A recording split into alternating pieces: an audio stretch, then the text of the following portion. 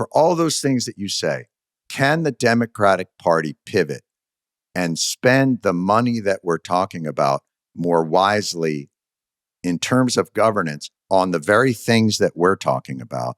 Rather, can we make their analytics departments smaller and make their connecting to voter departments larger? Will that happen? Or do you think it doesn't need to? No, of course it does. And I actually think another connected to this is I think there is, there's some Democratic politicians, those seeking office and those who have attained it, who would like to do something, but they're worried that some part of their base or a group will be opposed. Housing is a great example of this, right?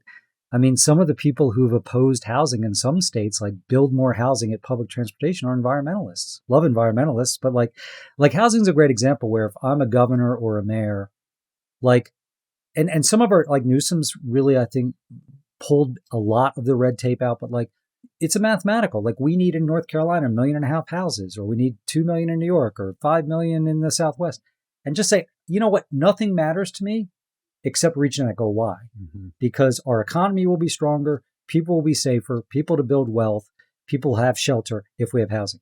And so a good Democratic candidate, I think, would say, we're going to make it a lot easier to build. We're going to make it a lot cheaper to build. By the way, things like modular housing, which, there's obviously some controversy around that because that doesn't create as many union jobs, but that's part of the solution. I think, John, part of this is there's always reasons not to do things, but if you're faithful to your central goal, so in housing, it would be, I need to build this many units over the next 5 years.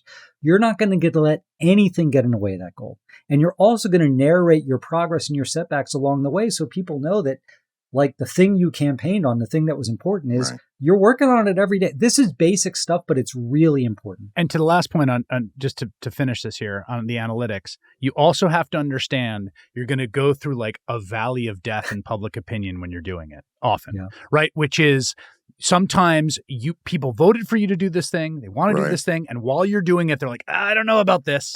And you have to, no, I mean, this is, congestion pricing.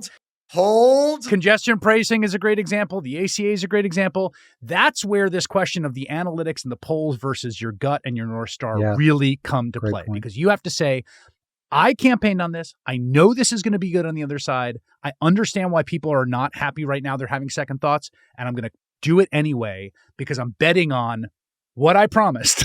And if they don't like it at the end of it, then I'm out. Then they get rid of me because I was wrong. But that's that really key place where you cannot let the analytics push you off course.